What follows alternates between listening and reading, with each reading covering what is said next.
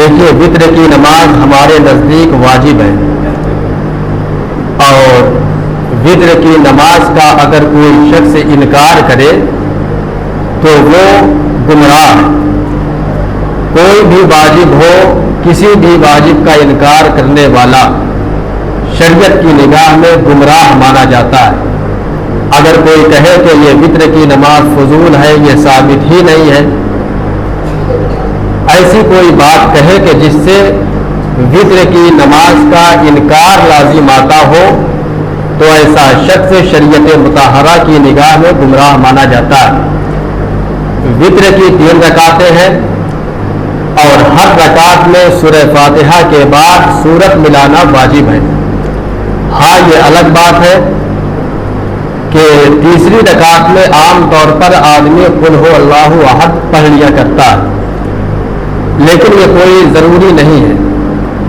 تینوں رکعت میں سورہ فاتحہ کے بعد کوئی بھی سورت ہونی ضروری ہے، اب وہ چاہے قل ہو اللہ ہو یا کوئی بھی سورت ہو، بہرحال ہر رکعت میں سورت ملانی واجب ہے۔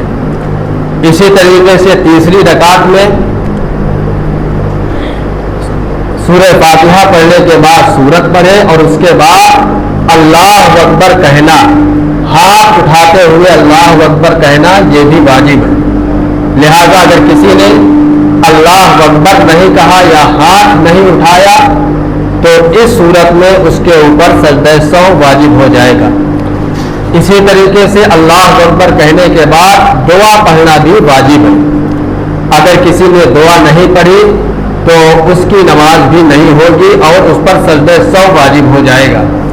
ہاں یہ الگ بات ہے کہ تیسری رکعت میں جو ہم دعا پڑھتے ہیں اللہم انا نستعینک ونستغفرک ونؤمن بہ ونتوکل علیہ، یہ جو دعا ہے اس دعا کو پڑھنا واجب نہیں ہے، بلکہ کوئی بھی دعا ہونی ضروری ہے، کوئی بھی دعا ہو اس دعا کو پڑھنا سنت اور افضل ہے۔ اگر آپ کو یہ دعا یاد ہو تو بہتر ہے کہ آپ اسی دعا کو پڑھیں، اللہم انا نستعینک والی دعا۔ لیکن اگر یہ دعا یاد نہیں ہے یا یاد تو ہے لیکن آسانی کے ساتھ آپ نہیں پڑھ پا رہے ہیں تو کوئی بھی دعا پڑھ لیں گے تو واجب ادا ہو جائے گا۔ مثلا ربنا آتنا فی الدنیا حسنہ وفی الآخرۃ حسنہ وقنا عذاب النار، کسی نے اس کو پڑھ لیا تب بھی واجب ادا ہو جائے گا۔ کوئی ایسا شخص ہے کہ اس ربنا آتنا کو بھی نہیں پڑھ پاتا تو اللہم اغفر لی اتنا پڑھ لے گا تب بھی اس کا واجب ادا ہو جائے گا۔ تو خلاصہ کلام یہ ہے کہ تیسری رکعت میں اللہ اکبر کہہ کر ہاتھ اٹھانا واجب اور اس کے بعد کوئی بھی دعا پڑھنا بھی واجب ہے۔ اب اگر کسی نے سورہ فاتحہ پڑھی، کوئی سورت ملائی اور اللہ اکبر نہیں کہا بلکہ سیدھا رکوع میں چلا گیا، بھول گیا رکوع میں چلا گیا، تو اب اس کے لیے حکم یہ ہے کہ اب وہ واپس قیام کی طرف نہ پلٹے بلکہ اپنی نماز کو مکمل کرے اور آخر میں سجدہ سہو کر لے، اس کی نماز ہو جائے گی۔ ہاں اگر کسی نے رکوع جانے کے بعد یہ سمجھا کہ میں نے تو دعائے قنوت نہیں پڑھی، واپس قیام کی طرف پلٹ آیا، کھڑا ہو گیا، تب بھی یہ گناہگار ضرور ہوگا لیکن اس کی نماز فاسد نہیں ہوگی۔ اب وہ کیا کرے کہ اگر قیام کی طرف پلٹ آیا تو دعائے قنوت پڑھے اور دعائے قنوت پڑھنے کے بعد سیدھا سجدے میں چلا جائے، رکوع کرنے کی اجازت نہیں ہے۔ اگر کوئی شخص دعائے قنوت پڑھے بغیر رکوع میں چلا گیا تھا لیکن یاد آیا کہ میں نے دعائے قنوت نہیں پڑھی پھر واپس کھڑا ہو گیا تو اب اس کے لیے حکم یہ ہے کہ وہ دعائے قنوت پڑھے اور دعائے قنوت پڑھنے کے بعد سیدھا سجدے میں چلا جائے اور آخر میں سجدہ سہو کر لے، اس کی نماز ہو جائے گی۔ اگر کوئی شخص دعائے قنوت کے لیے کھڑا ہوا، دعائے قنوت پڑھی اور رکوع کر لیا، سیدھا سجدے میں نہیں گیا بلکہ رکوع کر لیا تو اس کی نماز خراب ہو جائے گی، اس کی نماز فاسد ہو جائے گی۔ اب دوبارہ پھر سے اسے وتر کی نماز پڑھنی پڑے گی۔ سر تھوڑا دھیما کر دو جی، تھوڑا سا، ہاں ٹھیک ہے۔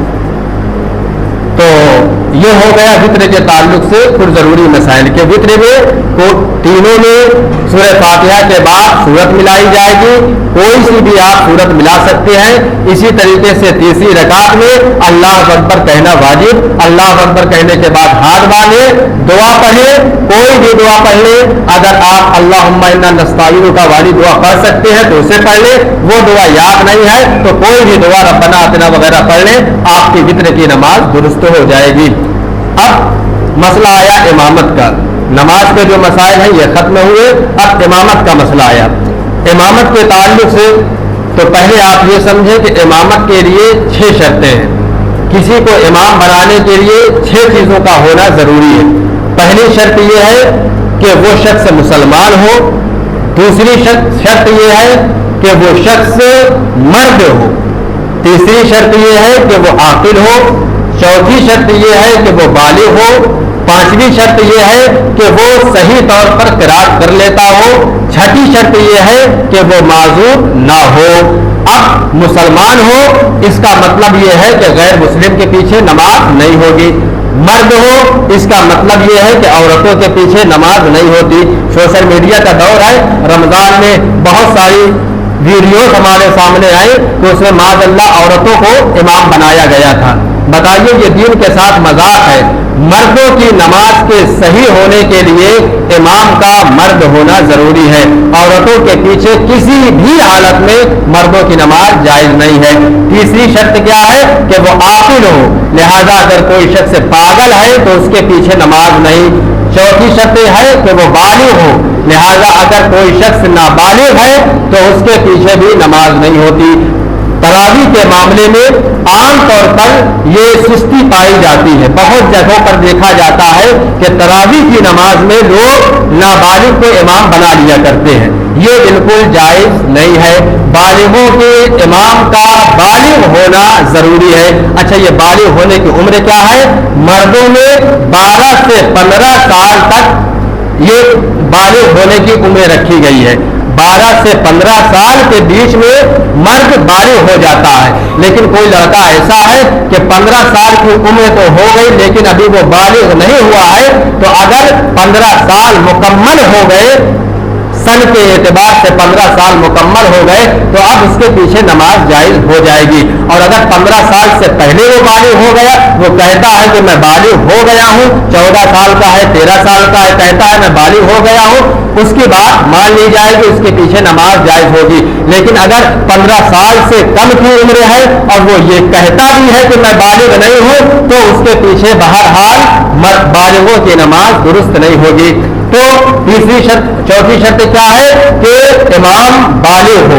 पांचवी शर्त यह है कि क़िराअत सही तौर पर कर सकता हो, यानी ऐसी क़िराअत ना करता हो कि जिससे माना बिगड़ जाए।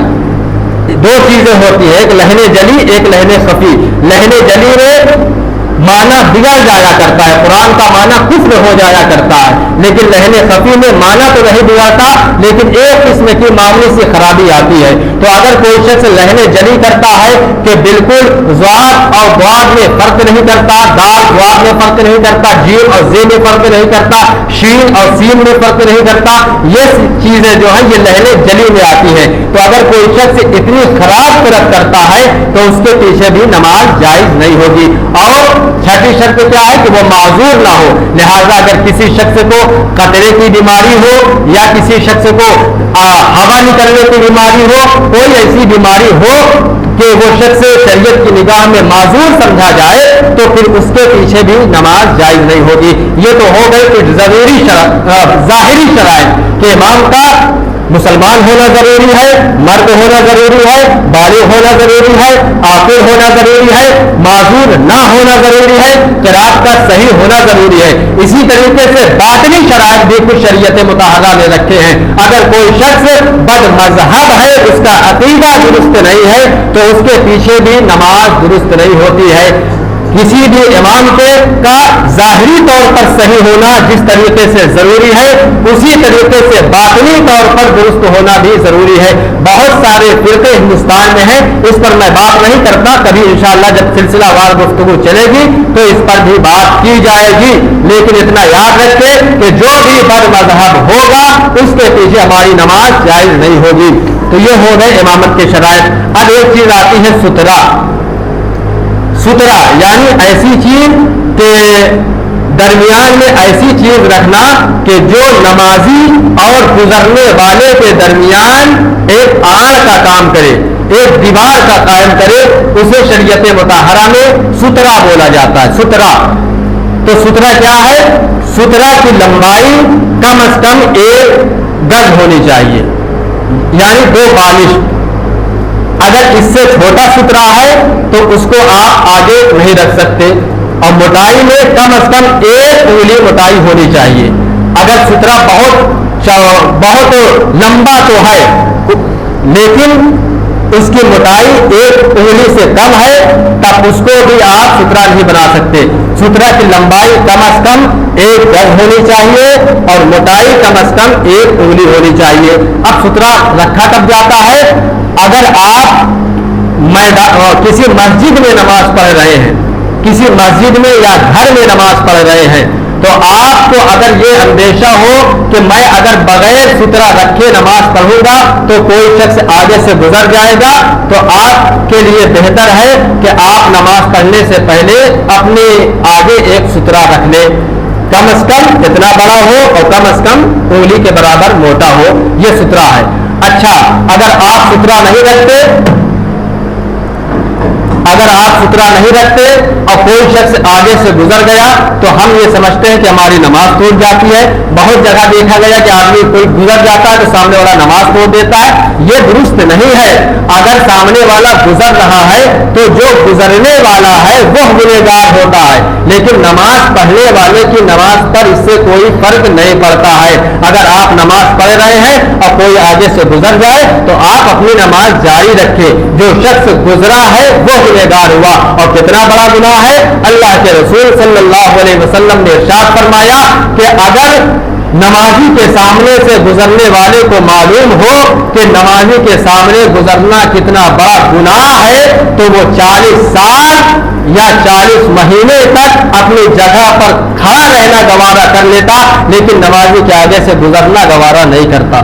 इतना बड़ा गुनाह है। तो अगर कोई शख्स नमाज पढ़ रहा हो तो फिर उसके आगे से गुजरने से बचना चाहिए। हाँ, अगर कोई शख्स अपने आगे सुतरा खड़ा कर ले तो आप उसके आगे से गुजर सकते हैं। ये कहाँ का मसला है?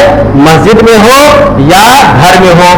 और हाँ, बहुत बड़ी जो मस्जिद है जैसे मस्जिद हराम है, मस्जिद नबवी है, मस्जिद कुर्तुबा है, जो बहुत बड़ी मस्जिदें हैं, उनके आगे अगर वहां कोई नमाज पढ़ रहा है तो वहां अगर कोई शख्स आगे से गुजर जा रहा है तो फिर गुजरने वाला गुनहगार नहीं होता।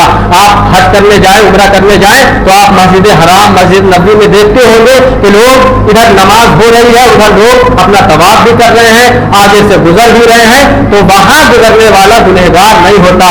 ये हुक्म मस्जिद के लिए है, छोटी मस्जिदों के लिए है। जैसे हमारी मस्जिद है तो ये भी छोटी मस्जिद के हुक्म में है। जामा मस्जिद दिल्ली की है, ये भी छोटी मस्जिद के हुक्म में है। जो भी मस्जिदें हिंदुस्तान में पाई जाती हैं आमतौर पर ये सब छोटी मस्जिदों के हुक्म में है। या इन मस्जिदों में हुक्म ये है कि अगर कोई शख्स आंगन में नमाज किनारे पर पढ़ रहा हो और यहाँ से अगर कोई गुजरना चाहे तो वो गुजर नहीं सकता।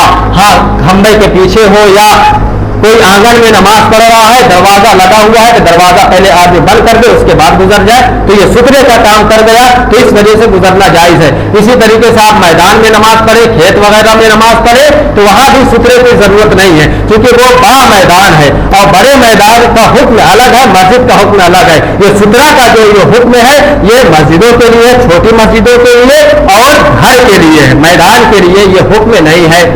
अच्छा, एक तरीका यह है कि नमाजी के आगे से गुजरना तो जायज नहीं है, लेकिन नमाजी के आगे से हटना जायज है। मसलन अगर कोई शख्स नमाज पढ़ रहा है, पीछे बिल्कुल उसके आगे कोई बैठा है और ऐसे हट गया या इधर हट गया तो ये जायज है। लेकिन अगर ऐसे कोई बैठा था और सोचा कि मैं यहां से गुजर जाऊं तो ये गुजरना हो गया, गुजरना जायज नहीं है, लेकिन हटना बिल्कुल जायज है। इसी तरीके से कोई नमाज पढ़ रहा है और आपके पास इधर से जगह नहीं कि आप निकल जाए, इधर से निकलना चाहते हैं तो कोई चीज मौजूद हो, कुर्सी रखी हो या कोई भी चीज हो जो सुतरे का काम करे तो उसे उठाकर नमाजी के आगे रखे, उसके बाद गुजर जाए। वो भी नहीं है तो एक आदमी को लाए, उसको नमाजी के आगे खड़ा करें और आप गुजर जाए, फिर उसके बाद ये जिसको आपने खड़ा किया ये हट जाए, तब भी ये दुरुस्त है। तो यानी इसके बहुत से हीले लगाए जा सकते हैं, लेकिन खुलासे कलाम यह है कि नमाजी के आगे से बगैर किसी हाल के गुजरना जायज नहीं है, नमाज और हटना जायज है। अल्लाह ताला से दुआ है कि अल्लाह ताला हमें मसाइल दीनिया सीखने, उन्हें समझने और उन पर अमल करने की तौफीक अता फरमाए। वमा अलैना इल्लल बलाग।